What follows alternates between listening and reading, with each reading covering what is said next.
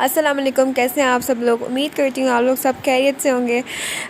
तो मैं भी बिल्कुल ठीक हूँ और संडे मॉर्निंग हैगी और मुझे हफ़्ते में सिर्फ एक ही छुट्टी होती है। यहाँ तक कि मुझे सैटरडे को भी अब जाना होता है और मुझे एक छुट्टी होती है सिर्फ, और उसमें भी टीचर्स इतना सारा काम देते हैं ना, होमवर्क, मतलब सारी छुट्टी का दिन भी निकाल देते हैं, इतना सारा होमवर्क दे देते हैं। तो मुझे इस बात पे गुस्सा आता है। खैर, मैंने यहाँ पे सफाई कर ली थी और पोंछा लगाया था, तो मैंने अब फ़ैन्स बंद कर दिए हैं और यहाँ पे मैं बर्तन धो रही हूँ। तो यहाँ पे मुझे गुस्सा आया था कि साब मैंने स्पंज नया लिया था, तो फिर साबुन उस पे लग ही नहीं रहा था, मतलब उस पे लगता ही नहीं शुरू में।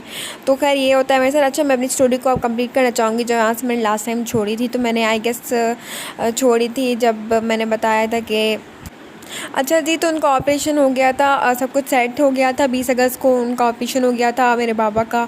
और उसके बाद हम सब बहुत खुश हो गए थे। हम लोगों ने तस्बीह पढ़ी थी रात को। हम लोग सब बहुत टेंशन में थे, तब मेरी दादी भी ज़िंदा थी और वो भी बहुत टेंशन में थी। हमने सब फ़ौरन से सबको बताया, हम इतना खुश हो गए, ऐसा लगा कि जो हमारे पास आज़माइश थी वो ख़त्म हो गई है। लेकिन मालूम नहीं था कि ये भी आज़माइश ख़त्म नहीं हुई, अब शुरू हुई है। और वो कुछ इस तरह के, जब उनका ऑपरेशन हुआ उसके बाद जब आपका कोई ट्रांसप्लांट होता है तो आपको 3 महीने एहतियात की ज़रूरत होती है। वो ये कि आपको किसी से मिलना नहीं होता, क्योंकि उनको नई किडनी लगी थी। तो उसके बाद अगर आपके अंदर कोई जर्म्स आ जाते हैं ना, तो फिर वो उनके अंदर इतनी पावर नहीं थी कि वो छोटे से जर्म से भी फाइट कर सकते हैं। वो डॉक्टर्स कह रहे थे इनको छोटा सा जरासीम नहीं लगना चाहिए। हम उनकी बर्तनों का, खाने पीने का, एक चीज़ का बहुत ख्याल कर रहे थे। हालांकि मम्मा को हम कह रहे थे कि आप खाना भी मास्क पहन कर बनाएं, सही से बर्तन आप क्लीन करके दें बार बार, तो इस तरह आप करें। और उनका जो रूम है हम रोज़ साफ़ करते थे। वो कराची में थे और फिर मेरे बाबा को जब इंसान ठीक हो जाता है तो फिर उसको लगता है ना कि बस अब तो मैं ठीक हो गया हूँ। तो मेरे बाबा ने थोड़ी सी नाएहतियाती भी की। वो ये कि वो फिर खैरपुर आ गए थे। हालांकि मेरी मम्मा ने मेरे बाबा को मना भी किया था कि आप खैरपुर ना आएँ। और ये मसला भी था कि मेरी मम्मा को उनके साथ कराची रहती है अगर, तो हम लोग यहाँ अकेले थे और हम लोग को स्कूल जाना होता है तो वो कौन करता है, लेकिन वो हम लोग कर ही लेते, इतना कोई मसला नहीं था। लेकिन मेरे बाबा जो थे वो उन्होंने नहीं सुनी और फिर वो इधर आए। उसके बाद उन्होंने क्या किया, हालांकि हमको बहुत समझाते रहे, बहुत ज़्यादा समझाते रहे कि आप नहीं घूमें। उसके बाद उनके दोस्त आना शुरू हो गए और इस तरह करते करते उनके दोस्त उनसे वो सोफ़े पे होते थे, मेरे बाबा बेड पे होते थे। तो इस तरह डॉक्टर से मना किया था कि आप कोई इनसे बात भी ना करे, हर कोई कमरे से, खाना भी इनको मतलब कोशिश करें कमरे से दूर होके दें, मतलब बिल्कुल दूर होके दें, आप लोग दरवाजे पे दें इनको खाना। तो ये मसला था। अच्छा, खैर मैं बता देती हूँ, बर्तन यहाँ धुल गए, अभी दोपहर की खाने की तैयारी हो रही है, मैं बना रही हूँ स्पैगेटी। तो ये मसला था। तो उसके बाद उन्होंने नाएहतियाती की। उसके बाद कोरोना हो गया था 2020 में, दिसंबर के कुछ टाइम में उनको कोरोना हो गया। फिर उनको कराची ले गए। उसके बाद हम लोग यहाँ पे दादी के साथ रहते थे, खाना पीना हम खुद करते थे, स्कूल जाना उठना हम खुद करते थे। उसके बाद मेरी मम्मा ने मुझे कराची बुलाया था और मैं थोड़ी वहाँ पर उनके साथ हेल्प करवा लेती थी। उसके बाद मेरी बहनें भी आ गई, छुट्टियाँ हो गई थी सर्दियों की। उसके बाद उनको अनीमिया आ गया था, उनको दोबारा से हॉस्पिटल में शिफ्ट कर दिया गया। और फिर डॉक्टर्स ने कहा, बाद में डॉक्टर्स को पता चला कि इनको एक ब्रेन में फंगस हो गया है जो इनका ब्रेन खाता जा रहा है। और उसके बाद हमने कहा कि कुछ भी करें, हम इनको बाहर भी भेज देंगे इलाज के लिए, कुछ भी करें लेकिन बचा लें। लेकिन उनको डोज़ देते रहे। उनको जब डोज़ दिया तो बहुत ज़्यादा दिया, उसका हो गया रिएक्शन और उनके पूरे हाथ पाँव सूज गए और फिर मतलब सब कुछ आउट ऑफ कंट्रोल हो गया था। उनको वेंटिलेटर पे रख दिया था। और फिर मैं गई भी थी हॉस्पिटल, मैंने उनको देखा। तो मैं क्या कहूँ, तो मैं जब वहाँ गई तो फिर मैंने देखा कि मेरे बाबा बिल्कुल लेटे हुए थे और वो किसी से बात नहीं कर रहे थे और उनके हाथ पाँव बिल्कुल सूज गए थे। और मैं बहुत डर गई थी, मैंने नहीं एक्सपेक्ट किया था कि ये कंडीशन होगी। मतलब जब मैं घर आई तो मैं इतना रोना शुरू हो गई, मैंने कहा ये हो क्या रहा है, मेरे को समझ नहीं आया। फिर मैं 2 बहनों को बताया कि सब ठीक है, इतना कोई प्रॉब्लम नहीं है, उनको दिलासा दे के मैं खुद बहुत रोई छुप के।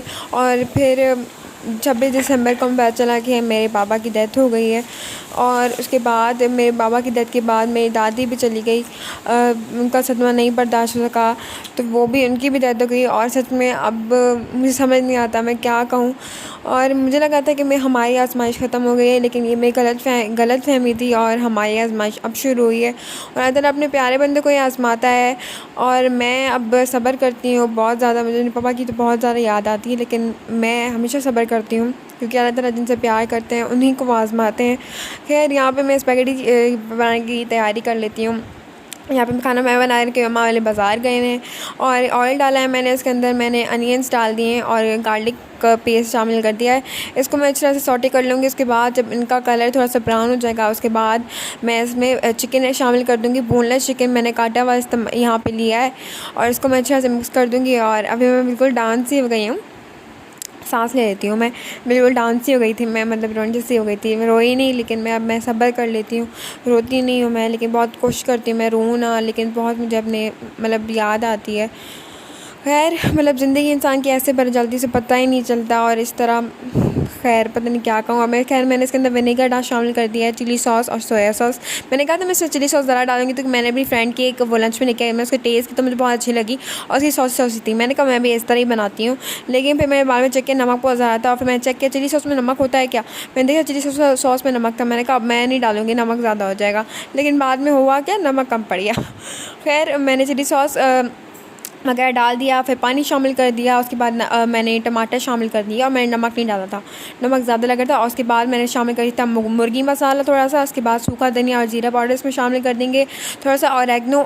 मैंने ये रेसिपी की पैकेट के पीछे मैं पहले कभी नहीं डाला था मैंने, लेकिन मैंने रेसिपी पैकेट के पीछे देखा ऑरेगनो, तो फिर मैंने इसमें शामिल कर दिया। सच में बहुत अच्छा टेस्ट आ रहा था, जैसे पिज़्ज़ा की खुशबू आती है ना, ऑरेगनो का कमाल वो होता है पिज़्ज़ा जिससे आपको खुशबू आ रही होती है। तो अगर आप बेसिल लीव्स या फिर कोई भी इस तरह के घास फूस डाल देना तो थाइम या फिर इस तरह का मज़ा सा आ जाता है। और खैर मैंने पानी डाल दिया था, उसके बाद इसको मैंने मिक्स कर दिया अच्छी तरीके से। उसके बाद स्पैगेटी शामिल कर दी। मैंने कहा स्पैगेटी डालते हुए दिखाती हूँ, लेकिन हुआ कुछ मैंने कहा भाई इकरा तुम वीडियो बंद कर दोगे ना, तुम्हारे से उल्टा पुल्टा हो जाए तो मैं बेइज्जती हो जाए। मैंने कहा भाई मैं वीडियो बंद कर लेती हूँ और फिर इसके बाद स्पैगेटी डालती हूँ, वरना स्पैगेटी चूल्हे पर होगी और मोबाइल में सब कुछ रिकॉर्ड हो जाएगा। खैर स्पैगेटी बहुत मज़े की बनी थी, मुझे तो काफ़ी अच्छी लगी, मेरी बहनों को बहुत पसंद है। जब भी कुछ ऐसा बन रहा था मेरी बहनें मुझे आगे करती तुम बनाओ।